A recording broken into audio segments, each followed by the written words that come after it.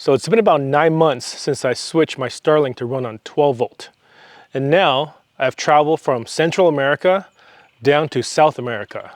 We're here in Colombia, and I want to give you guys what's happened in the Starlink world in the last 9 months, as well as how my Starlink has been doing.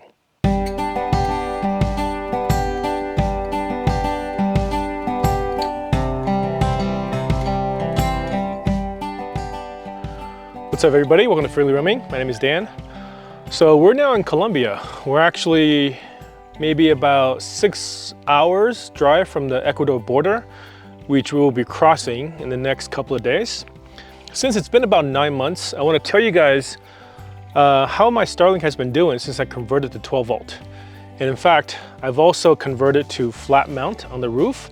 So there's been some quirks and things that I have to overcome in the meantime. And a lot of you guys have seen my videos of the 12 volt conversion. And some of you guys have had questions that I tried to answer as much as I can. And some of you have also had issues. I personally have come across a couple of quirks that I had to overcome as well. And I'll try to explain to you guys how that went in this video. But first thing first, let me talk to you about the state of Starlink, all the changes that have happened in the last 9 months. We're still on Starlink Roam. And in the US, Starlink Roam Regional is still $150. However, Starlink Roam Global has just recently been increased to $400 a month, which is an unfathomable price that doesn't even make sense. I think it would only make sense for somebody who is only going to travel for a short amount of time and is only going to be paying that $400 price maybe for a 1 month period and then switching back. Because $400 a month is way more than the other alternatives that you can find, such as local cellular SIM cards and things like that. Now, I know some people are paying the $400 per month Starlink Global price. We personally are not. We're still on Starlink Roam. However, what we've done instead is that we've migrated our account to a South American account. If you guys didn't know, your Starlink Roam regional plan is only good for your local area, meaning your home continent. So a US account technically would work all the way through Mexico, all the way through Central America. There is a soft limit of 90 days, but so far they have not enforced it. Now, if they were to start enforcing it, what you have to do is basically what I had done when I came to Colombia.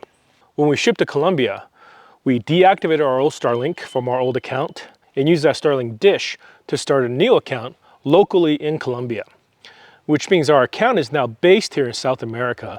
So now this is considered our local regional continent. We can now use our Starlink all through South America and pay the local price instead of paying the $400 a month global price that you would if you're using a North American account here. The migration was pretty easy. You just go into your account, you deactivate your dish, you deregister, you decouple it from your account, and then you take that serial number, or there's two different numbers. There's a serial number, and then there's also a kit number. You can use either one. And then you go to start a new account on the Starlink website using a Colombian address. Migration process is pretty straightforward. During the deactivation process from your original account, it is designed so you can sell your dish to another person. So what you're essentially doing, you're selling the dish to yourself. And when I was signing up for the account, you can opt to enter an email address during the deactivation process. So if you're selling to another person, it'll be that new owner's email address. And that email address will get an email saying to click here to sign up. Now, during the sign up process, you'll want to make sure that you have all the right information. Wherever you physically are, you want to use that physical address, because I believe Starlink will require you to be at that location to activate your dish. And also during that sign-up process, you may have problems with your credit card processing. We had a Canadian friend that have had problems with both switching from their Canada account to a Mexico one, and also from a Mexico one to a Colombian one. And I've had to help them do this twice, and we never came up with a solution for their credit card company. They just flatly decline every time they try to register with their new Colombian address. So what I had to do is, since they're friends, I just use my credit card for them and then they're paying me. So if you're running that problem, try some different credit cards to see if you can get that process to go through. There's also been some new hardware released within the last 9 months. First of all, the Gen 3 dish was released.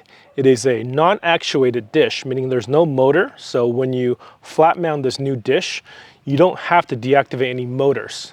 Also, this new dish is actually a little bit bigger and it uses more power, which is not ideal for nomads like us who require off-grid power. The Gen 2 dish already uses enough power for the consumption to be a problem. Having a bigger Gen 3 dish, it uses roughly 25 to 30% more power. However, since there's no motor inside, flat mounting it is very straightforward. Also, converting to 12 volt is also very straightforward because now the power supply is external.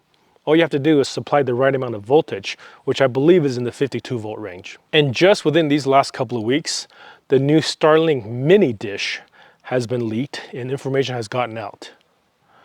Now, the Starlink Mini dish at first looked really good.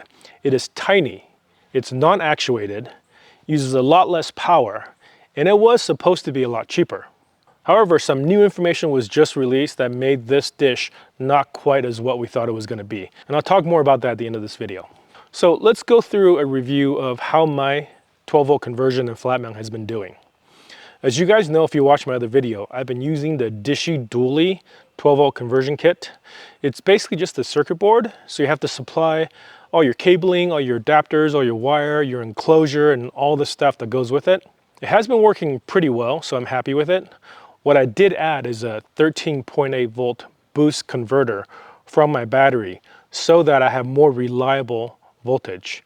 Because what I have found is that the Dishy Dually is pretty sensitive to voltage drop.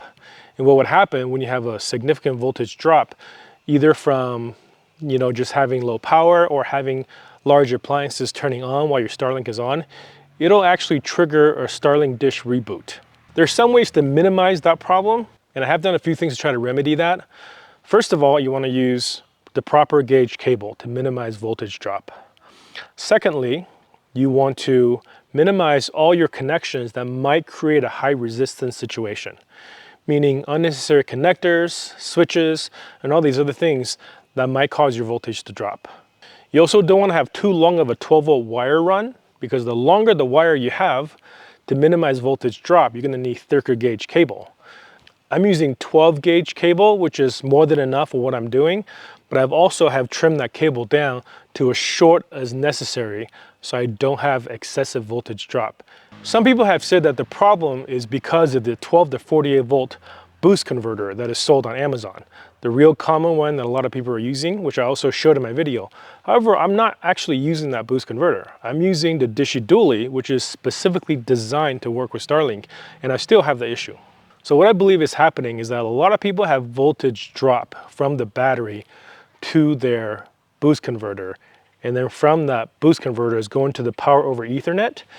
And the power over Ethernet cable, as you guys might know, is just a standard Ethernet cable, and the wiring inside is super thin gauged. And because you're requiring that power to travel through that super small copper cable all the way to the dish carrying DC power, there's going to be even more voltage drop. That's why voltage sensitivity is really important for the Starlink.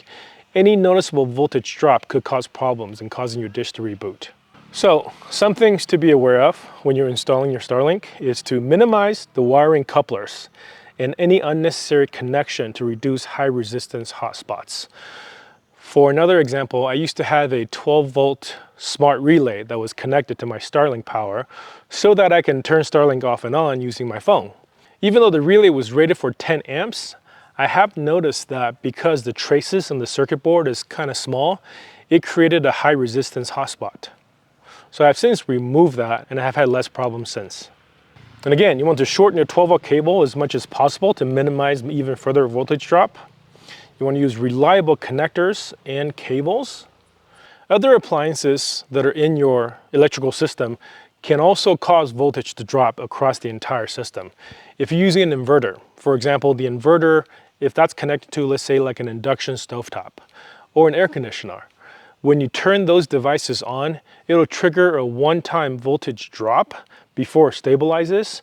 And that voltage drop initially is enough to cause Starlink to reboot. Now, this is more significant for smaller battery packs. I have a 280 amp hour lithium iron phosphate battery.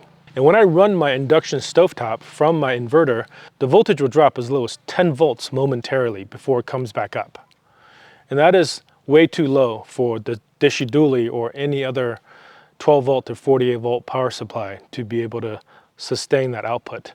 So your Starlink dish will reboot in that situation. Larger battery banks won't have that problem. So if you have, let's say, a 500 amp hour or higher battery bank, you shouldn't have nearly as much voltage drop problems on the battery. However, you still could have it through the wiring. Another problem that I've experienced is actually the quality of the Ethernet cable. There's a couple things to test. If you have another internet connection, such as your cell phone or campground Wi-Fi, if you're not getting internet connecting from your dish to your router, sometimes I'll see that the router is just not connected to the Starlink at all, meaning that the Starlink is not assigning an IP address to the router. And that could be either from that the router is not connecting to the dish while the dish is operating properly, or something has gone wrong with the dish and the dish is being rebooted or not turning on at all. So the way to check that is connect to another internet connection and then using your Starlink app to see if you can connect to your Starlink dish. Because even if you're not connected to your Starlink dish through your router, you can still connect to Starlink dish externally through the internet as long as you're logged into your Starlink account. And if you are seeing your Starlink as being online, but your router is not working correctly, that means there's a communication problem between the dish and the router that you're using. I have had to try a couple of different Ethernet cables to get it to work reliably. And sometimes, depending on the quality of your router, you might just want to reboot your router so that it can search for another wide area network connection. Okay, so this is where I keep all my components for my 12 volt conversion. So I've got everything coming to a switch, a main cutoff switch. One is for the Dishy Dooley, and the other one is for the router and some other plugs that I have. And you also see some other switches that I have here, which isn't totally necessary, but I do have them. This one lets me turn off the router without turning off any of the master switches. And these two, as you see, that's been labeled. One is wired directly from our 12 volt battery, a lithium iron phosphate, technically 12.8 volt battery. And then this one is routing through this 13.8 volt boost converter. So if this one is turned on, power will be routed through that first, stabilizing the voltage to 13.8 before it goes into the Dishy Dooley, which is right here. If this is turned off and this is turned on, then the Dishy Dooley will be powered directly from the battery, which is more susceptible to power fluctuations based on what other appliances are being used. And this right here is my GL.iNet router. It is connected through Ethernet and is powered by USB-C. And then all of that is run up. This is my Starlink adapter, so I still use the native Starlink plug. If I ever wanted to revert back to using the factory router, I can do that.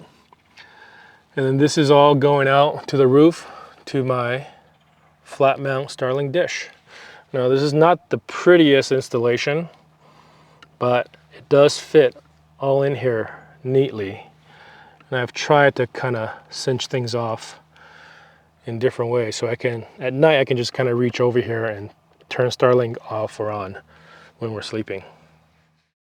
Okay, so now let's talk a little bit more about the new Starlink Mini Dish. This thing came out with a lot of promise. When the rumors were first going around, people were saying that this was going to be a dish that was going to be half the price. It was going to be half the price in the hardware as well as half the price in the service. So now we know that the size of this mini dish is roughly the size of a notebook computer, which is really compact. It is not actuated, and it uses a maximum of 60 watts of power, which is when snow melt capability is turned on. And on the average, it only uses 25 watts. And my experience with a Gen 2 dish is that on the average, it uses twice the amount of power. So this is very exciting, and it supposedly had the same field of view, 110 degrees, as a Gen 2 dish. So a lot of nomads were very excited about this. However, within the last couple of days, some people have been getting emails saying that they were invited to purchase this Starlink Mini dish. It turns out the dish is currently priced at $600, $599 to be exact. And you can only purchase this dish if you have a Starlink residential account, which you're paying in the US $120 a month, and you can add on a second dish using the Starlink Mini for an extra $30 a month. You cannot get this dish, you cannot get this Starlink Mini dish by itself and use it on a roam account. And even worse, this dish is limited to 50 gigabytes of usage. And for any additional data usage is $1 per gigabyte, which is a real bummer because for people like me who have always been looking for a reliable, smaller, lower power consumption, cheaper service, all of those hopes have been dashed. So I hope that this is just a temporary introduction of this new Starlink Mini dish, that things may change in the future. However, I'm not holding out a lot of hope because from what we can see, what Starlink has been doing in the past is that they've only increased prices and limited the amount of service people have had. Still, till this day, with all the new hardware and the new plans that have been introduced, I think the second gen actuated dish that's been converted to 12 volt still is the best option for nomads. I do like the Dishy Dually conversion board that I've been using. However, they're still kind of hard to get. People have been asking me what alternatives there are.